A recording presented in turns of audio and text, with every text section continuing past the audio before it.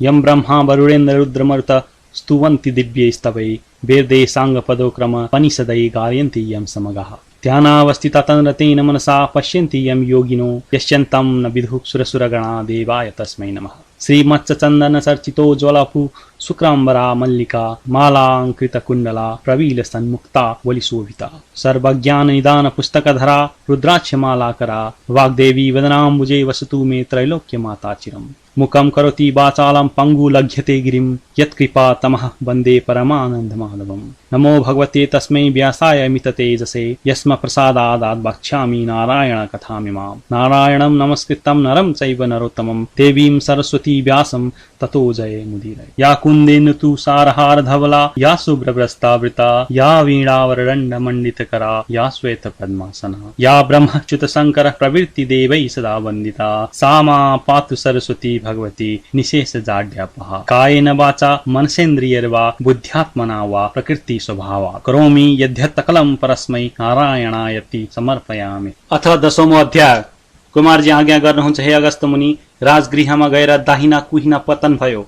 राजगृह पीठ राजेश्वरी देवी उल्कामुखी योगिनी हरेश्वर महादेव उत्पन्न भए शिवशक्ति स्वरूपले रहे। त्यस पुण्य भूमिमा वायु आएर अनेक तरहले मिठा सुगन्ध बहाई तपस्या गरे। ईश्वरी प्रसन्न भएर वरदान ल्याऊ भनिन्। वायुहरूले संसारमा जति जीवात्मा छन् तिनको प्राण वायु हुन सकौं भनी मागे। ईश्वरीले तथास्तु भनी वरदान दिइन्। फेरि कोल्हापुरमा गई उदर पतन भयो। कोल्हापुर पीठ महालक्ष्मी देवी नन्दा योगिनी श्मशानेश्वर महादेव उत्पन्न भए शिवशक्ति स्वरूपले रहे। त्यस पुण्य भूमिमा गरुड आएर नाना रत्न एवं फलफूल चढाई तपस्या गरे। ईश्वरी प्रसन्न भई वरदान ल्याऊ भनिन्। गरुडले नागहरू मेरा आहारा हुन् भनी मागे। फेरि महापन्थमा गएर बायाँ कुहिनो पतन भयो। महापन्थ पीठ प्रचण्ड चण्डिका देवी रेणुका योगिनी विश्वामित्रेश्वर महादेव उत्पन्न भए शिवशक्ति स्वरूपले रहे। त्यस पुण्य भूमिमा अप्सराहरू आएर नाचगान सहित तपस्या गरे। ईश्वरी प्रसन्न भई वरदान ल्याऊ भनिन्। अप्सराहरूले इन्द्रादि देवताहरूलाई सधैँ मोहित पार्न सकौं भनी वर मागे। ईश्वरीले तथास्तु भनी। फेरि एकापुरमा पुगी दाहिने घुँडा पतन भयो। एकापुर पीठ साधुक्षी देवी शङ्कुपा योगिनी उन्मत्तेश्वर महादेव उत्पन्न भए शिवशक्ति स्वरूपले रहे। त्यस मोक्ष भूमिमा शिलाहरू आएर तपस्या गरे।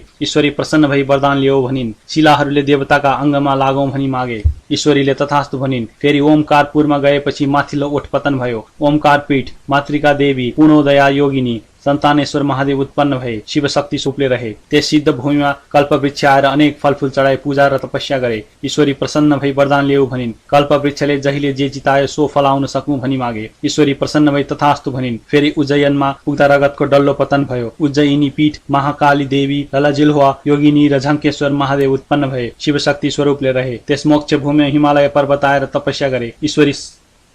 ईश्वरी प्रसन्न भई वरदान ल्याऊ भनिन्। हिमालयले देवता दैत्य मनुष्य सबैलाई मुक्ति दिन सकौं भनी मागे। ईश्वरीले तथास्तु भनिन्। फेरि जयन्तीपुरमा पुग्दा कलेजो पतन भयो। जयन्तीपुर पीठ जयन्ती देवी खेचरा योगिनी कल्पेश्वर महादेव उत्पन्न भए शिवशक्ति स्वरूपले रहे। त्यस मोक्ष भूमिमा तुलसी कुश आएर तपस्या गरे। ईश्वरी प्रसन्न भई वरदान ल्याऊ भनिन्। तुलसी कुशले स्वर्ग मर्त्य पाताल र तीनै लोकको हामीमा तुलसी कुशले स्वर्ग मर्त्य पाताल तीनै लोकले हामीलाई मानुन् भनी मागे। ईश्वरीले तथास्तु भनी वरदान दिइन्। फेरि चरित्र नगरमा पुग्दा दाहिने करङ पतन भयो। चरित्रपुर पीठ सर्वेश्वरी देवी चित्रवर्णा योगिनी वागेश्वरी महादेव उत्पन्न भए शिवशक्ति स्वरूपले रहे। त्यस सिद्ध भूमिमा योगिनी गण आएर तपस्या गरे। ईश्वरी प्रसन्न भई वरदान ल्याऊ भनिन्। योगिनीहरूले योग सिद्ध होस् भनी मागे। ईश्वरीले तथास्तु भनिन्।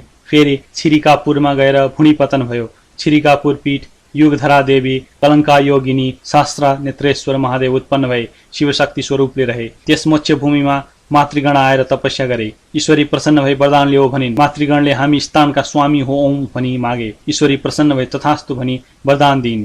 फेरि हस्तिनापुरमा पुग्दा दाहिने कुम पतन भयो।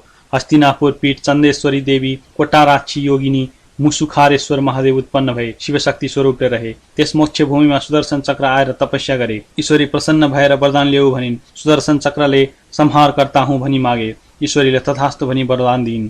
फेरि उड्डयनमा पुगेपछि शिर पतन भयो। उड्डयन पीठ चित्रकला देवी पिङ्गलाक्षी योगिनी योगेश्वर महादेव उत्पन्न भए शिवशक्ति स्वरूपले रहे। त्यस पुण्य भूमिमा हनुमानले फलफूल चढाई नाची उफ्री तपस्या गरे। ईश्वरी प्रसन्न भई वरदान माग भनिन्। हनुमानले रामचन्द्रको सेवक भएर लङ्का पोल्न सकौं भनी मागे। ईश्वरीले तथास्तु भनी वरदान दिइन्। फेरि विश्वमा पुग्दा मृगौला पतन भयो।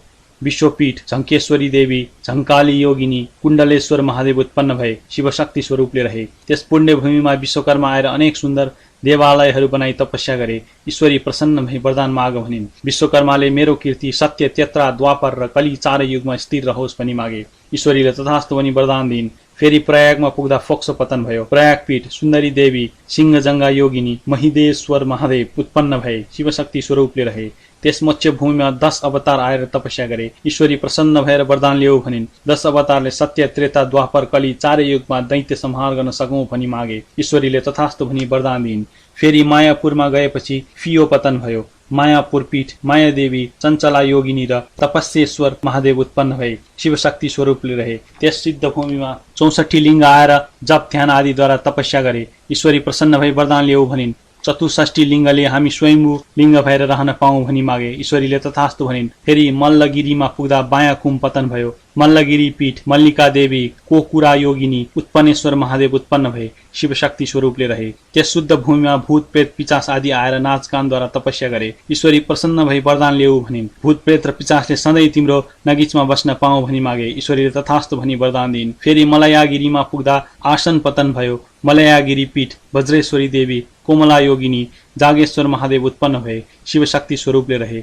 त्यस सिद्ध भूमिमा सत्य आएर तपस्या गरे। ईश्वरी प्रसन्न भएर वरदान माग भनिन्। सत्यले सत्यमा रहनेलाई उद्धार गर्न सकौं भनी मागे। ईश्वरीले तथास्तु भनी वरदान दिइन्। फेरि मेरुगिरीमा पुगेपछि सूचिस्थान पतन भयो। मेरुगिरी पीठ पूर्णादेवी, कपलानी योगिनी, जिम्हा पतेश्वर महादेव उत्पन्न भए, शिवशक्ति स्वरूपले रहे। त्यस सिद्ध भूमिमा सप्तनाग आएर तपस्या गरे। ईश्वरी प्रसन्न भएर वरदान ल्याऊ भनिन्। नागहरूले हाम्रो शरीर अगम्य रहोस् भनी मागे। ईश्वरीले तथास्तु भनी वरदान दिइन्। फेरि सेनामा गएर मुकुट पतन भयो। सेनापीठ उमादेवी, अष्टवक्त्रा योगिनी, कामेश्वर महादेव उत्पन्न भए, शिवशक्ति स्वरूपले रहे। त्यस पुण्य भूमिमा नवग्रह आएर तपस्या गरे। ईश्वरी प्रसन्न भई वरदान ल्याऊ भनिन्। नवग्रहले लाभ हानिको अधिकार पाऊँ भनी मागे। ईश्वरीले तथास्तु भनी वरदान दिइन्। फेरि महेन्द्रमा पुग्दा दाहिने तिग्रा पतन भयो। महेन्द्र पीठ इन्द्राणी देवी, उर्गमगिनी योगिनी, ताकेश्वर महादेव उत्पन्न भए, शिवशक्ति स्वरूपले रहे। त्यस सिद्ध भूमिमा लक्ष्मी आएर नाना रत्न र द्रव्य चढाई तपस्या गरिन्। ईश्वरी प्रसन्न भएर वरदान माग भनिन्। लक्ष्मीले कार्तिक कृष्ण अमावस्याका दिन सम्पूर्ण लोकले मेरो पूजा गरून् भनी मागिन्। ईश्वरीले तथास्तु भनी वरदान दिइन्। फेरि हिरण्यपुरमा पुगेर सुतस्तन पतन भयो। हिरण्यपीठ नवरत्नेश्वरी देवी, त्रिपुरेन्द्र योगिनी, नारदेश्वर महादेव उत्पन्न भए, शिवशक्ति स्वरूपले रहे। त्यस पुण्य भूमिमा सरस्वती आएर अनेक स्तुति र तपस्या गरिन्। ईश्वरी प्रसन्न भई वरदान माग भनिन्। ईश्वरीले समस्त जीवात्माको बोलीमा मेरो निवास होस् भनी मागिन्। ईश्वरीले तथास्तु भनी वरदान दिइन्। फेरि वानरपुरमा पुगेर दायाँ तिग्रा पतन भयो। वानरपीठ कामेश्वरी देवी, भेरुण्डा योगिनी, वेदान्तेश्वर महादेव उत्पन्न भए, शिवशक्ति स्वरूपले रहे। त्यस मोक्ष भूमिमा कमलादि अनेक पुष्प आएर मिठो सुगन्ध फिजाई तपस्या गरे। ईश्वरी प्रसन्न भई वरदान माग भनिन्। फूलहरूले पूजा कालमा प्रशस्त हौं भनी मागे। ईश्वरीले तथास्तु भनी वरदान दिइन्। फेरि महालक्ष्मीपुरमा गएर बायाँ करङ पतन भयो। महालक्ष्मीपुर पीठ कमलाक्षी देवी, दिगम्बरा योगिनी, त्रिकुटेश्वर महादेव उत्पन्न भए, शिवशक्ति स्वरूपले रहे। त्यस सिद्धि भूमिमा अणिमादि अष्टसिद्धि आएर योग मार्गले तपस्या गरे। ईश्वरी प्रसन्न भई वरदान माग भनिन्।